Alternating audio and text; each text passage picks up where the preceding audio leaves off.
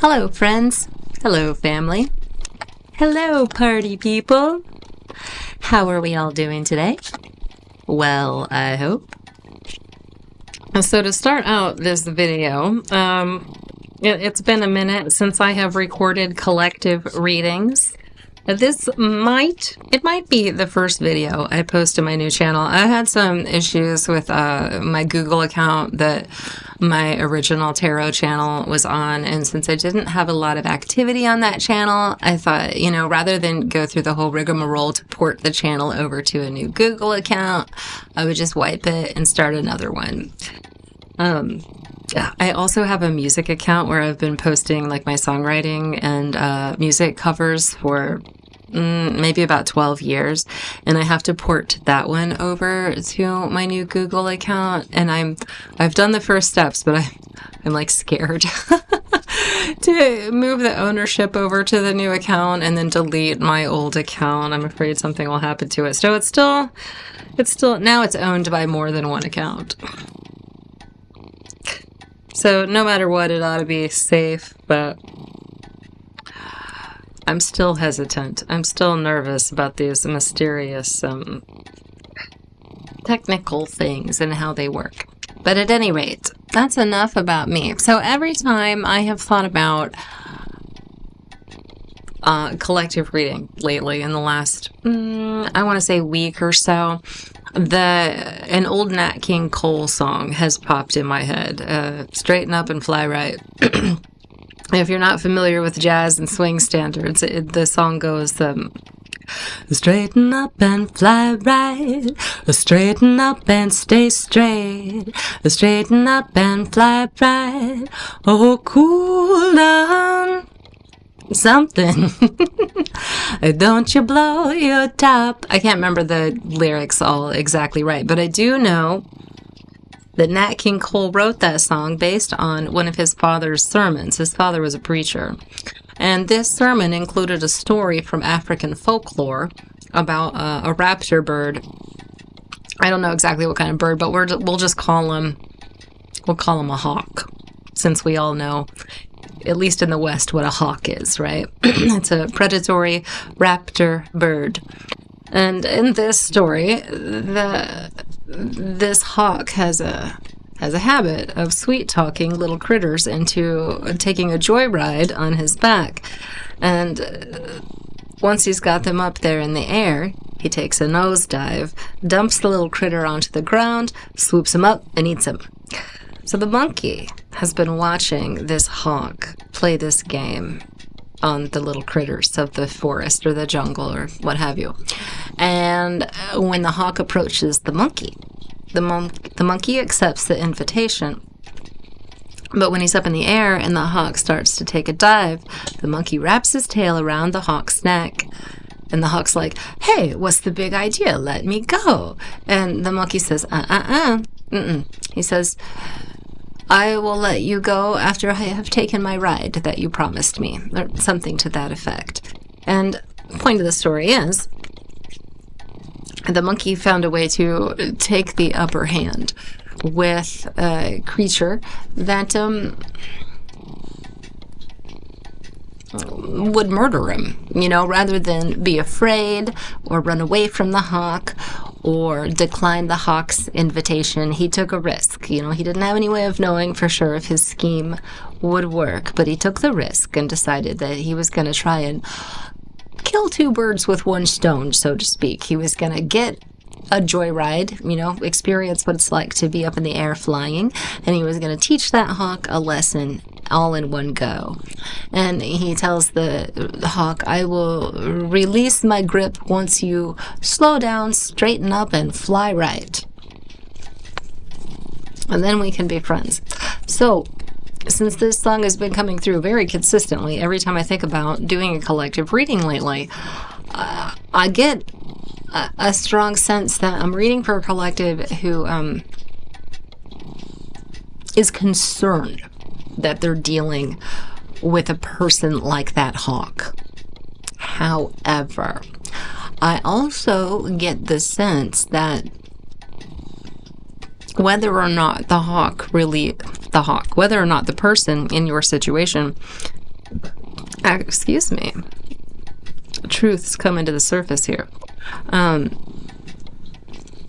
Whether I think that the point here is not so much whether or not the person in your situation, if you're resonating with this so far, is actually playing a game, trying to deceive or not. The point is, you feel like that about somebody.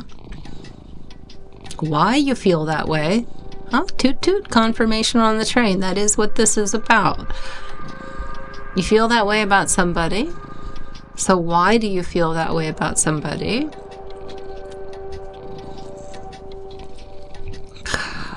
What's the best next course of action with this somebody? There's another question too coming in here that is like on the tip of my tongue, but I'm not quite feeling it. So I'm going to just pull. I have lots of cards with questions written on them far beyond this stack here.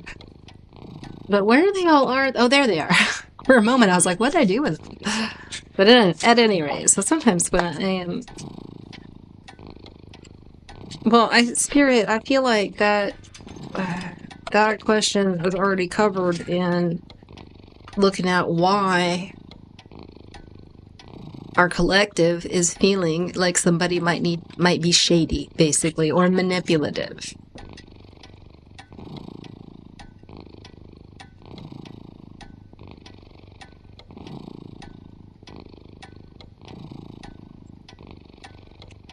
They both speak to what? For the Spirit's like, look at the present moment, not how the situation will unfold with this person that we think could possibly be a manipulator. This situation is here to help the collective fully accept something about themselves. All right, I don't even remember what it was that I was just saying, unfortunately. It's like my family has a sixth sense for it, I swear. I don't see them for hours, and then as soon as I start doing something, they're like, knock, knock, knock, knock, knock, knock. It's fine, though. I mean, they're not doing it on purpose. Oh, and it doesn't matter what I'm doing, either. Like, as long as I start doing something that requires focus and attention, they will interrupt it. It's like Murphy's Law. Maybe I'm manifesting that, but I really don't think so. I think it's a co-creation thing. And if you follow me, you will notice. I talk a lot about co-creation, about how, when we pool our energy together with a shared intention, we are much more likely to manifest quickly also. And if we are like in an energetic gridlock with those around us, we're trying to manifest what we want to manifest for ourselves, and other people, they might be literally manifesting the opposite. We how they say that we all manifest our own realities. Well, that's not exactly true, because we're all interdependent. So if I'm manifesting my own reality, for instance, and my child, my son, is manifesting his own reality, but we're a part of each other's realities, and what we're each manifesting is not in harmony with each other, what do you get?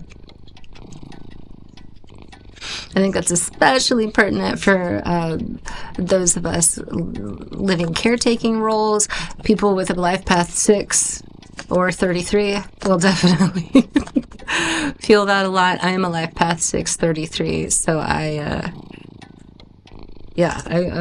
the most at home creating harmony with friends and family, and especially with caretaking. Like, I would rather be taking care of a single person than like just socializing frivolously with a group of people. It's just my nature.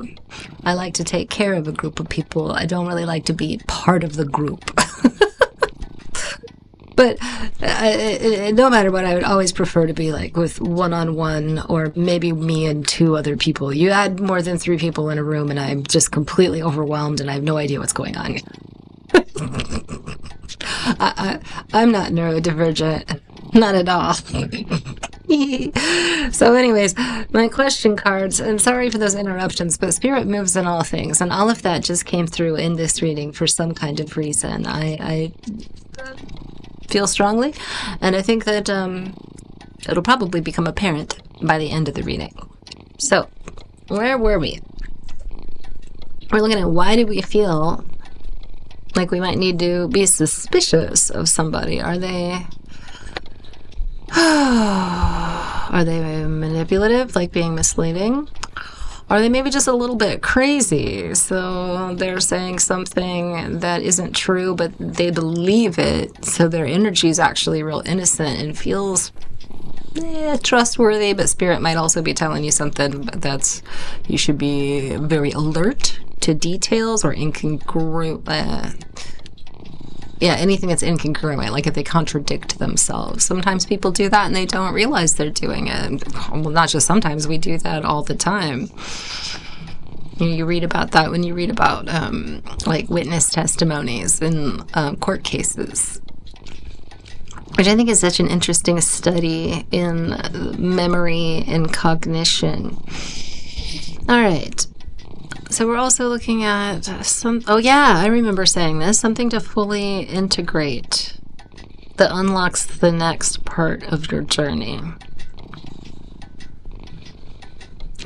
And I was thinking initially when I turned that over, right before I got the knock on the door, that this would be something about ourselves, but this actually might just be a truth about people and human nature. Oh, that is hard to accept because it might be one of these things. How do I put this? Like if A is true, then B can't be true.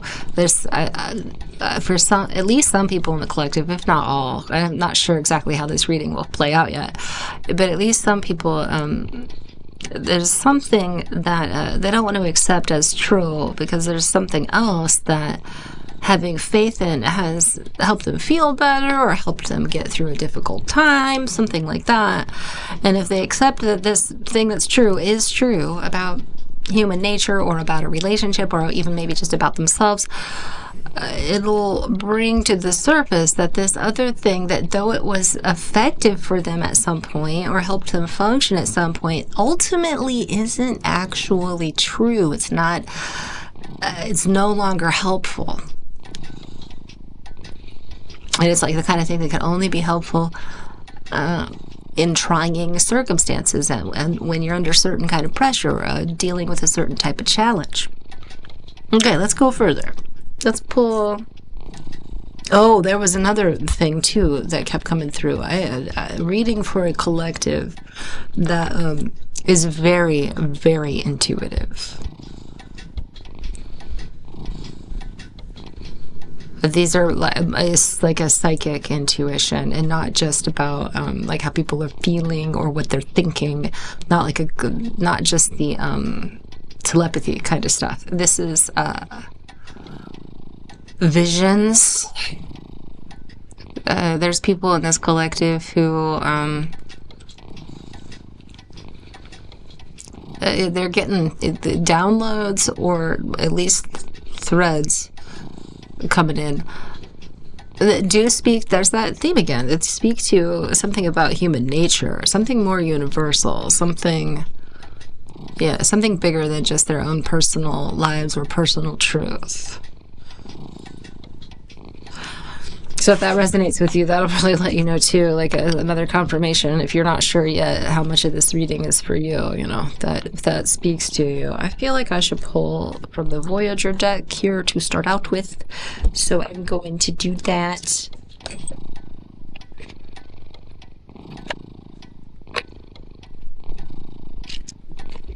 I have congestion in my throat and my sinuses, and I'm not sure from what. I just cleared some kind of respiratory issue about a week and a half, maybe a couple weeks ago, and I have a genetic disorder, health problem that I can manage and to feel my best, but something like a cold that might not affect most people hits me pretty hard.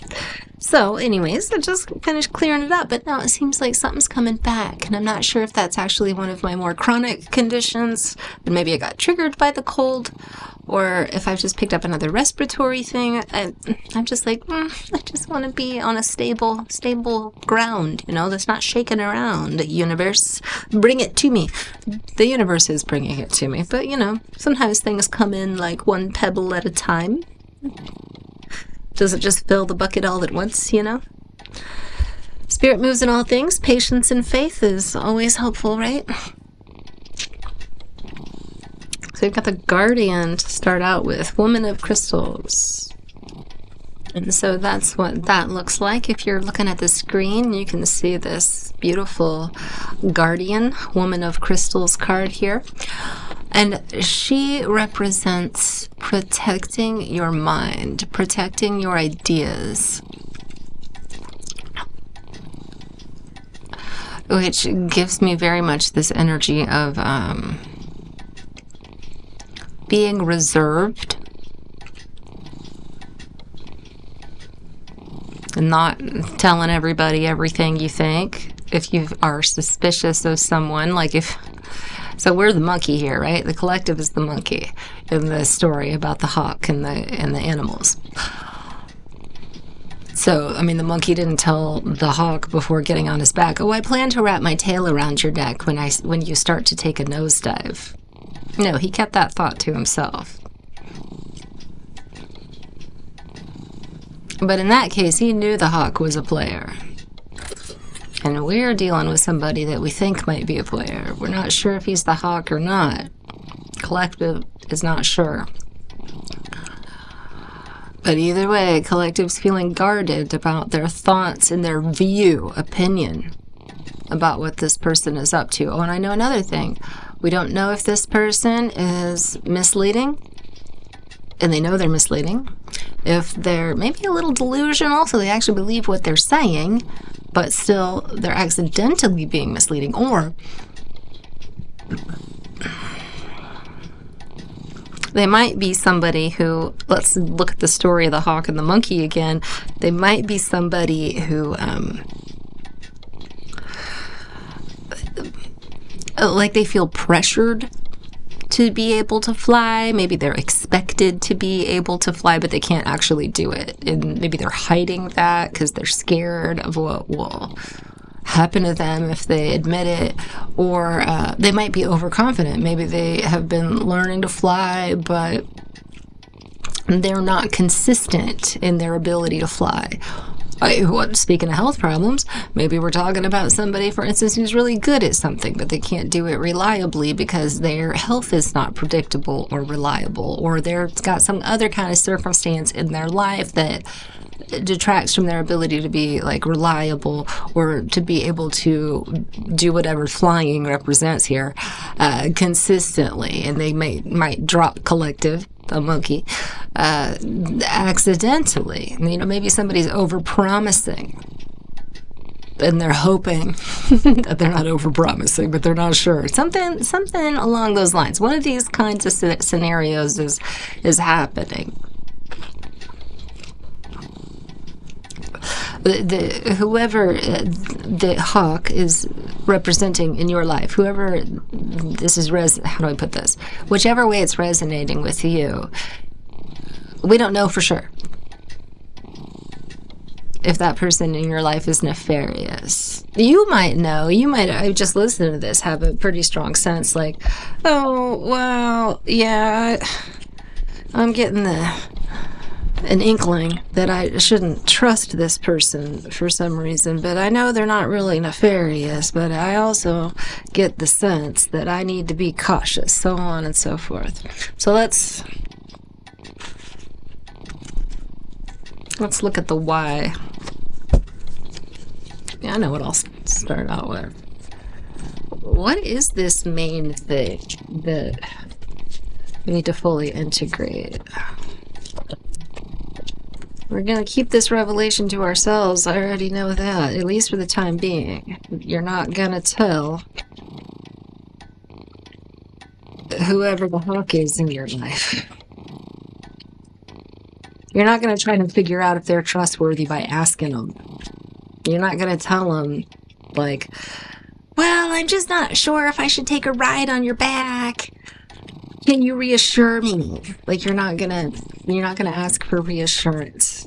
Because for one thing, if they are nefarious, then you ask them for reassurance. Well, they're just gonna give it to you. And that might not be a good thing if they can't actually deliver.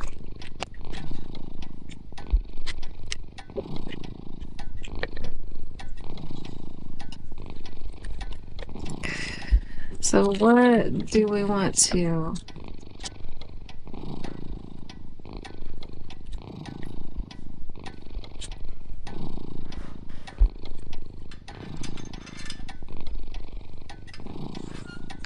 Well, for one thing, things are not,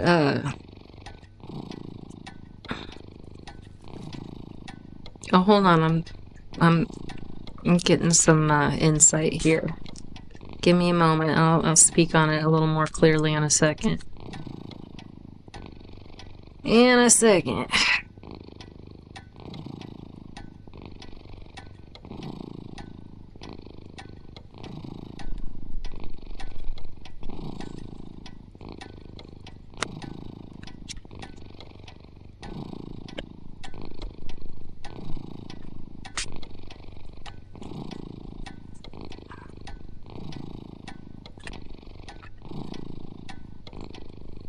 We got Wheel of Fortune reversed. We got Six of Cups, Nine of Pentacles reversed. And we got the Queen of Swords upright.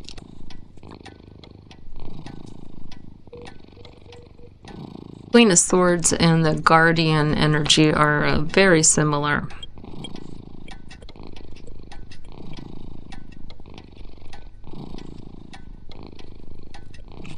Getting history too, because Queen of Swords is a scribe.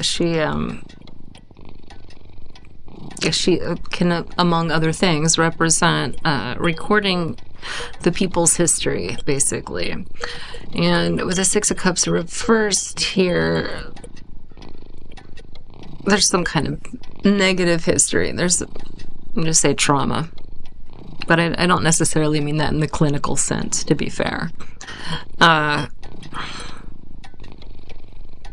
of Swords reversed over here, too, that fell out of the deck.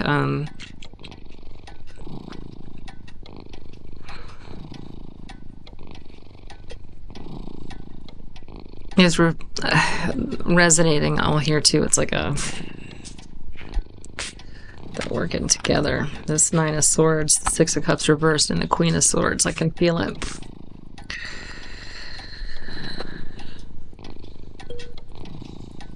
It's like excessive. It's erring on the side of caution due to a past trauma. So that's the why right there. Why we're suspecting, why we're a little sus of our hawk friend here. So the first thing to embrace is that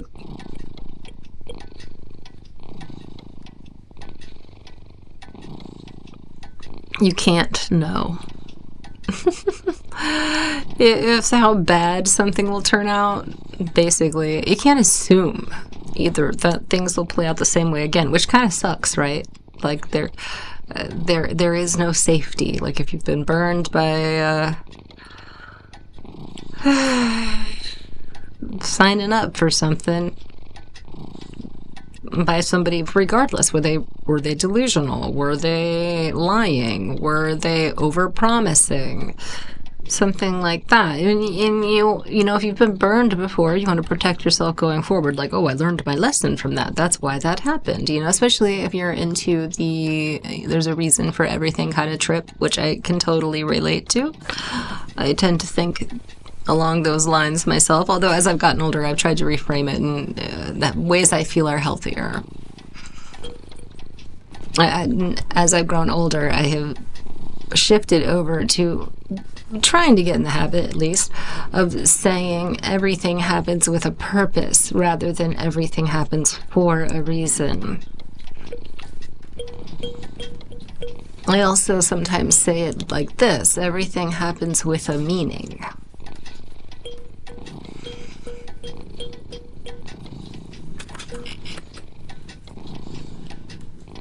And it's not always true that,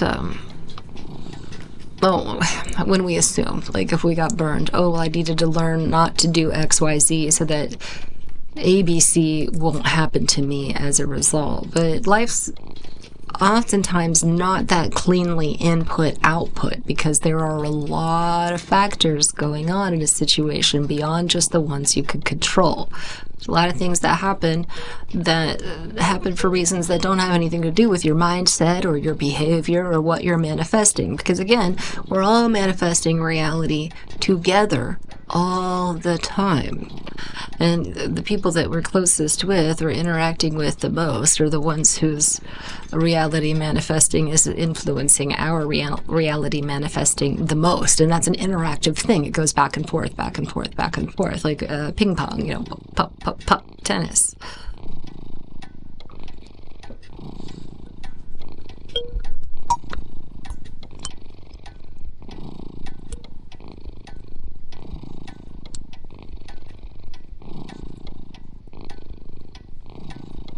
I should get a better one of these to play with as I ponder the meaning of the cards. I like the sound. It's really relaxing, but this one's a little out of tune. I don't think it's a very good one. I think this is called a kalimba. The perfect fidget toy for neurodivergent brains. So I think that that's a big part of what needs to be accepted to unlock the next part of the collective's journey, is that there are always factors playing into any given situation that are beyond our perception and beyond our control.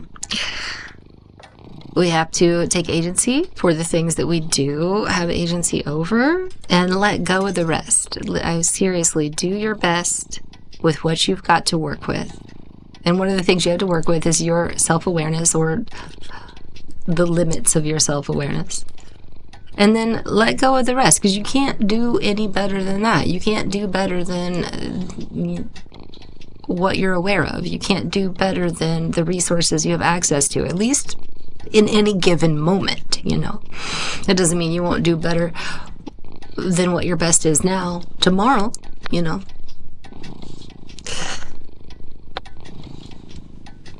But worrying about what you can't do at the moment, or what you don't know how to do at the moment, or what you don't have enough support to do at the moment, so on and so forth, isn't going to make your next attempt better.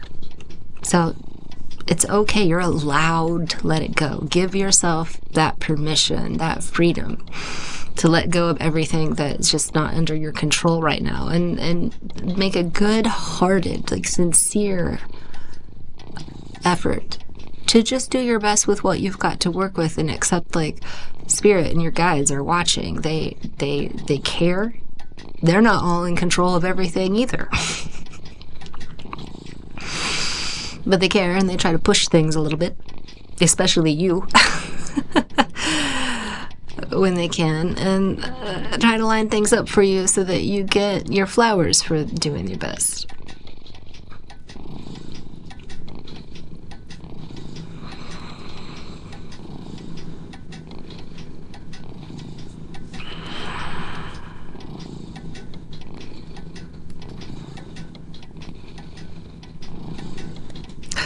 And collective seems to feel like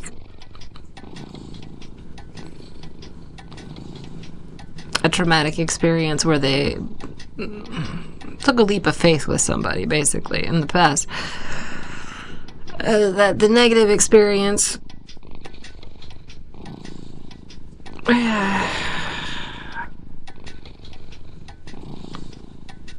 was bad luck, but I think also there's a danger of beating yourself up like, oh, it's bad karma.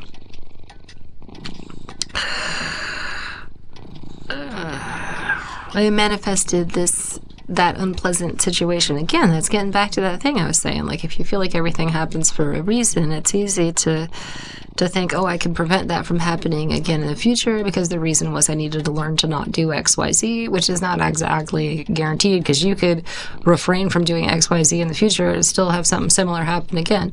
Or worse than that, you could hold yourself back from ever taking a leap of faith again, and then bang, bong, bing, bong. Confirmation on the clock. That's what this is really about. If you hold yourself back from ever taking a leap of faith again, you're stopping the mechanisms that spirit, life, the universe, the collectives of collectives work through to bring you your flowers, right? You can't assume, if I just don't do this again, or if I just don't do that again, then this won't happen. Hopefully that makes sense. Because it's, like I said, it's not that clean. You know, life is not that black and white, input, output. There's a lot of variables. There's lots of complexities that we can't be fully aware of, you know. And it's tempting to... It's not just tempting. It's like easy to accidentally be... I want to say too rational, but it's not so much just about being rational or logical. It's about like being too deductive, like you're like a little detective, like, oh, I'm going to figure out how to make sure I'm safe. I'm going to figure out how to make sure I get enough resources to survive. I mean, but it's not always that clean deducing. You need faith that doing your best means something deeper, that it means something substantial, that matters, and that's drawing goodness, the rewards, the love, this sense of safety, this sense of fulfillment drawing towards you. Let me give you a shot of the table real quick.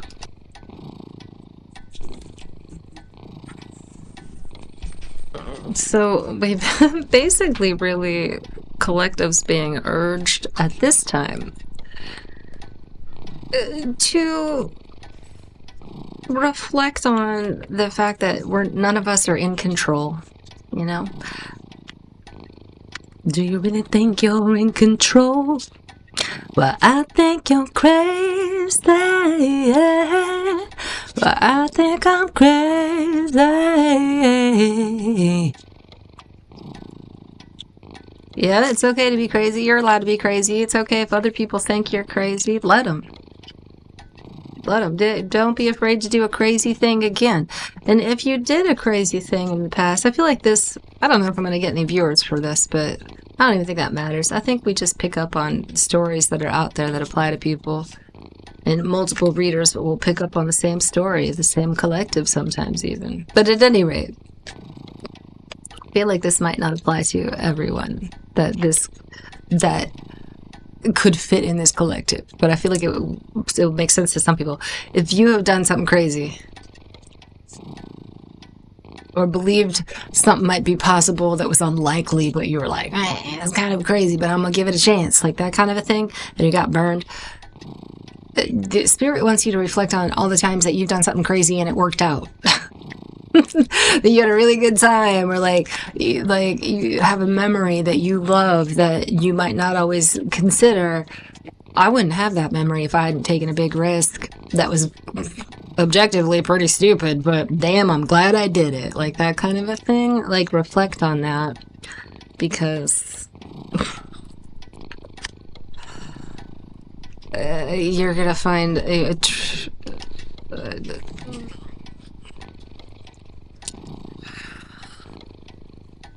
safety in uncertainty is what I'm hearing. You're gonna find a sense of safety and uncertainty. Like, I've often said many times, like, the world won't guarantee us safe spaces, so we have to learn how to cultivate a safe space within ourselves. It's a powerful, powerful thing. But it takes practice. It's not like you just flip a switch. Oh, now I've got this place of safety inside of me that I can go to whenever I need to. No, it takes practice. You have to cultivate it, like growing a garden. We cultivate that. But let me tell you, it can be done, and not in a dissociative kind of way either. It can be done in a, I am present, I am here with this, I am feeling my body, I am seeing what's going on around me, etc., etc. I feel my real feelings, and I'm still safe. I'm safe in the chaos.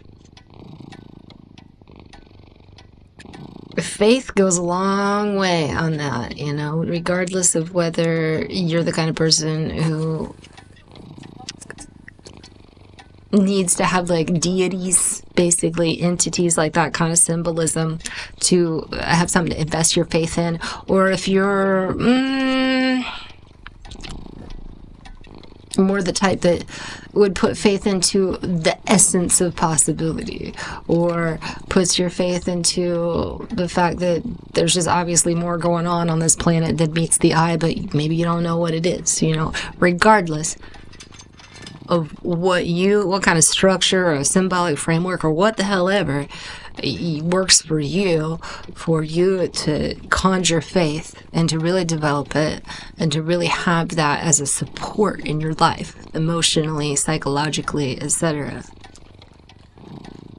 It doesn't matter the framework. The faith itself is what matters, and you are being encouraged to nurture that, to conjure that, to develop that as an inner safe space so that you can take risks, so that you can feel the freedom to just do something that might seem stupid on the surface, but you got a feeling like, I want to go down this road and find out what's at the end of it. I want to hop on this hawk's back. I'm going to be able to think on my feet and wrap my tail around his neck real fast if I have to. The spirit is really also telling me to tell a collective that, like, you have more going for you than you think. And it's not that, I don't think that I'm talking to a collective who thinks they're losers. It's not like that. I'm definitely not talking to people who are down on themselves. Again, you guys are very psychic. I'm picking up on some energy out there. People really got some psychic visions, which is interesting too, because generally speaking, you would think, oh, those of us who are psychic, we can tell who would be safe to take a risk on and who wouldn't. We can't already, we're not omniscient, just psychic, right? And also, this was another thing that came through for me when I reflected on doing a collective reading lately, and I almost forgot to say it.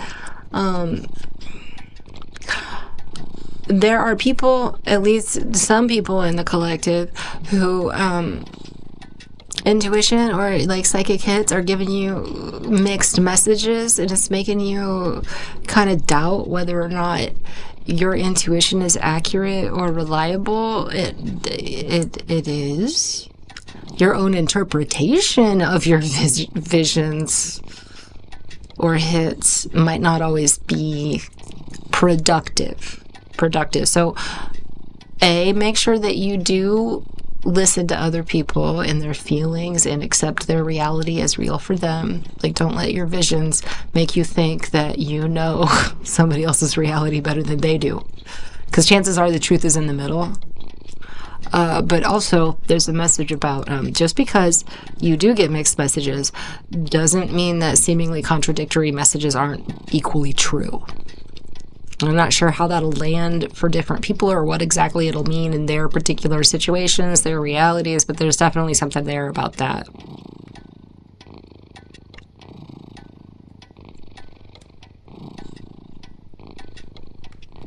And for some, what seems like paradoxical or contradictory messages might not actually be as contradictory as they seem.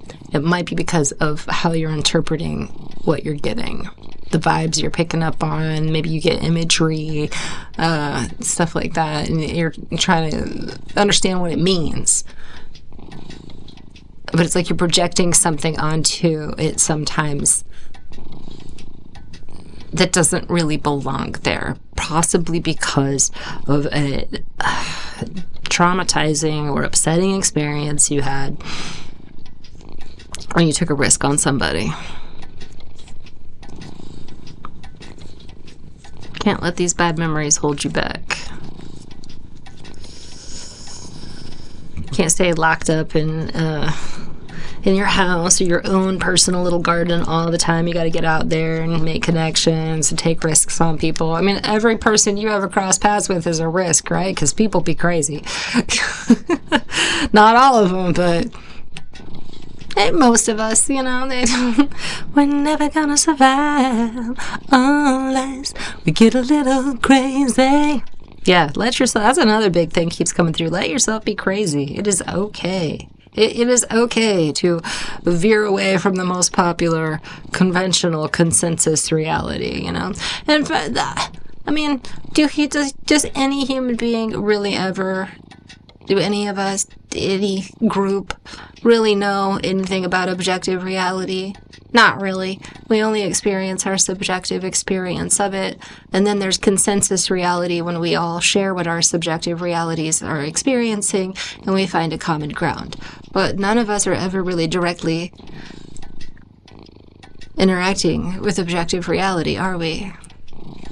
Some sophomore philosophy for you there. I'm no expert in philosophy, but I do like the cliff notes. I guess they call that spark notes these days. And I like creators like what's her name? Natalie Wynn. She does the ContraPoints. She's got a philosophy degree. And she's super, super entertaining. And Philosophy Tube, I really like that YouTube channel too. Both of those ladies are very informative. Oh, that's another thing too. If this video is speaking to you and resonating with you and you're thinking about hitting that like and subscribe, I'll give you fair warning. I am fairly progressive. I don't really like the word woke, but I am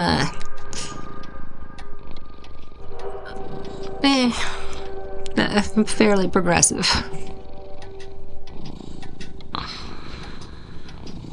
I care a lot about environmental policy, and I care a lot about human rights issues. I care a lot about labor regulations, things like that. And I also like science. I don't see any reason why my faith and science should be in opposition. They're just not. I don't, to me, science has not discovered anything that would make me think that reality isn't even weirder than people thought before we could really see like atoms and cells and, you know, all that good stuff. If anything, it just keeps getting more and more mysterious the more we learn about it. The more we learn about the material world, the more we know we don't know anything about it. We don't really know what's going on here. And we don't even know how our own bodies work, especially not in terms of generating consciousness, which is a super, super interesting topic lately, considering that some of these tech companies have, or at least employees of them, have speculated maybe we've created a conscious technology with the large language models, but I feel like that's actually hype. I don't see how they could really believe it, because when you think about how the technology works, like, it's obviously not sentient. Like, it's not conscious. There's no way. It's just a dialogical pattern computer, and dialogical means words. So all they do is use statistical math, like probability, to predict what word should follow what word should follow what word according to patterns. It doesn't actually understand any word that it puts out. And you have to understand things to be sentient. They have to have meaning to you, you know. Not only that, but you have to have an embodied experience of things. And a large language model doesn't have a body. If it doesn't have feelings, it doesn't have body, it doesn't have sensations, it cannot be conscious. Point blank.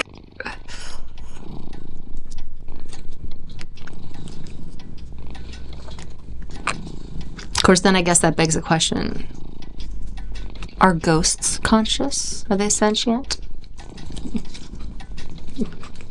I'd say they have an energetic body, but I don't know about large language models. I don't think they have that. I'll get into that more some other day. I don't want to ramble about my thoughts on technological emerging technologies. I don't know how to put that. At any rate, I don't want to spend too much time in this video anyways talking about that. So, taking a leap, realizing you're not in control anyways, so you might as well go with your gut. And yeah, sometimes you're going to interpret what your gut's telling you a little bit wrong, and you're going to be led astray, and you're going to think, okay, I learned how to not be led astray that way, but the truth is, you don't know it all. None of us do, and it's okay. And that's actually the lesson for today anyways, is that it's okay to move forward without enough information. However, I do think that moving forward is supposed to be quite slow for you right now. In this situation with this person, I actually think you should pause and not move forward with them at all, at least not right away. It's not so much about gathering more information so that you can make a better decision. It's really more so about just letting your subconscious do some work in the background while you're not even thinking about it, dealing with it. You're just working on other things, you're focusing on other things. And when you come back to this issue with this person who you're not sure what to make of, you're going to have a stronger sense of it. But if you keep thinking about it, or if you engage with them, take the next step with them before you just let your mind have time to sit, just marinate, just chill, it's not going to work out as well for you.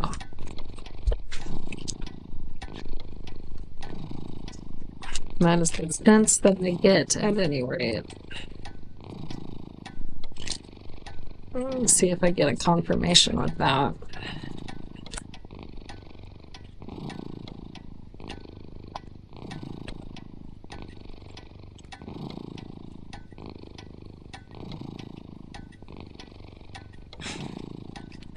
Seven of Cups can talk about illusion. Yeah. I'd say that goes along with what I was just talking about. Pause so that things can become clear. Because your interpretation of your intuition can sometimes be influenced by what you want, by like what you dream of. I want to use the word fantasize, but unfortunately for some people that has a sexual connotation, and I don't mean it that way. I just mean imagining your dream life, I guess you could say, or dream scenario. Sometimes those kind of desires can be so large that they will distort your perception of your own intuition or how you interpret what it means. That's why the pause is necessary. And hopefully, when you come back to it and make some kind of decision about whether or not you want to take a ride on that hawk's back,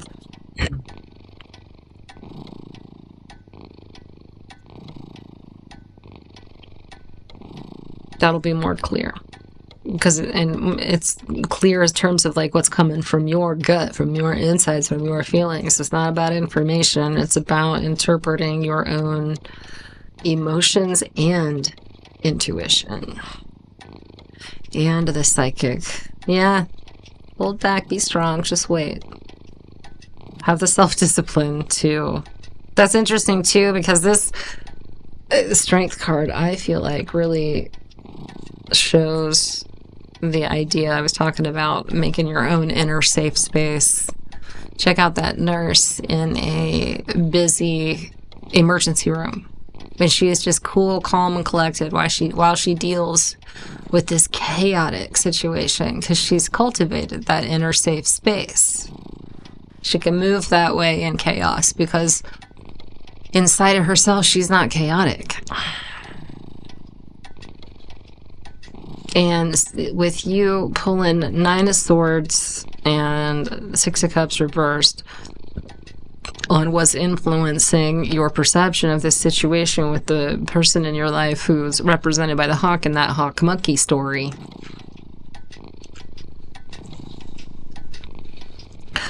your best bet is to pause, develop that inner safe space so that you can take risks and feel confident that you're going to know how to pivot when the moment comes if it's necessary. Just like how that monkey, when time came, could wrap his little tail around that hawk's neck to get him to straighten up and fly right. If you can straighten yourself up and fly right, because you got that self-discipline, you have cultivated that inner safe space, then you will be ready to pivot if you find yourself in a situation that is unfolding in ways that aren't great for you. See, because too, sometimes like a situation can start out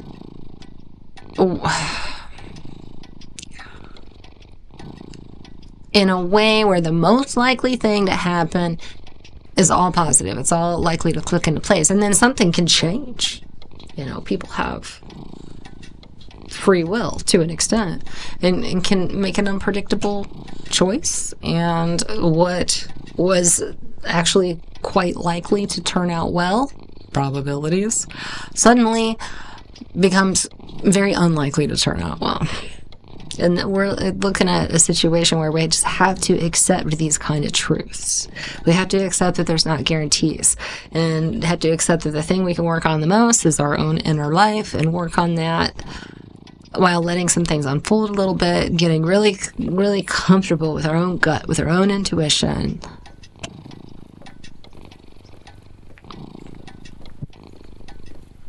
And I keep wanting to say, and then once I say it, I'll feel like I can wrap this reading up, because I'm kind of stalling on finishing the reading. And I feel like I said it already just a minute ago, but I'm going to say it again, because apparently this is important, because I keep hearing it over and over again. Yeah, there are going to be times where following your intuition, or being obedient to spirit, as I think of it sometimes, is going to lead you in a direction that feels like you've done something wrong, or like you've been led astray. You know, something that's really going to make you question your faith. Like, that happens sometimes. This kind of stuff happens sometimes. It does not mean your intuition doesn't work. It doesn't mean that spirit is trying to lead you astray. It doesn't mean like the demons have got you. I mean, spiritual warfare, sure, it's happening all the time, but it's happening all the time, so it's like not special, right? When the demons and angels are talking to you, because they're just always doing that to everyone anyway. So the thing is that we have to learn in terms of that issue, where, yeah, sometimes following our intuition or being obedient to spirit might not go where we want it to go. The thing to learn is to not let it kill your faith. Is to stay open and have that self-discipline to keep maintaining your inner safe space. Because you might feel like you've been led in the wrong direction. Things did not go where you wanted them to. That hawk starts to take a nosedive. But if you have if you're cultivating your inner safe space, if you are accepting that you're not totally in control, and that none of us are, and that nothing's guaranteed, by doing all those things, if the need arises for it, you will be able to pivot. You will be able to make the next choice on a dime right then, and it is going to open the door that you need to have open. And if you follow your intuition and faith, your faith like leads you somewhere where you just really don't want to be, don't get salty about it, or at least try not to. Try to keep in mind, it's a part of a larger process. And it's not going to stay, and you're not going to be stuck in some unpleasant situation forever. It's likely transitional. If your spirit leads you in a certain direction and you find yourself in a place you don't want to be, that place is likely transitional. You won't be there forever. Focus on your inner world and building it up, healing, clearing.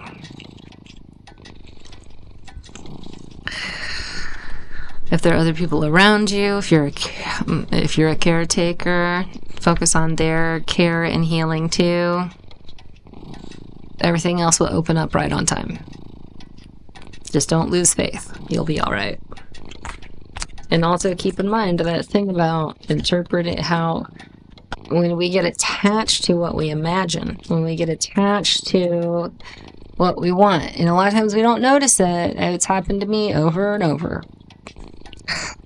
It's easy to get attached to the idea of what we hope for. And that attachment can distort our interpretation of Spirit's messages and cause us distress that we don't need to be feeling. And the distress isn't doing any good. It's just causing things to feel even worse and worse. So pay attention to that as well. So anyway, I really hope you enjoyed that reading today. I am so honored and grateful that you have shared some of your time with me. Our lives are just a long series of moments in time, all strung together. So anytime someone wants to give me some of their moments in time, I consider that an honor and a gift. So thank you so much. I hope that you have a great day, and I hope you come back and visit sometime. As I mentioned earlier, this is a new channel. So if you're seeing me for the first time and you're considering liking or subscribing, if you're considering subscribing, just know I probably won't do daily reads every single day. I'll probably some weeks do a reading every day because I'm just in the mood, and some weeks I'll probably only do it a couple of times, and I don't plan to be terribly consistent. It's a part of a larger, this channel is a part of a larger ecosystem of my online activity, one could say. At any rate, bada boom, bada bing. I love you so much. Spirit loves you so much, and I hope I see you again. Toodaloo.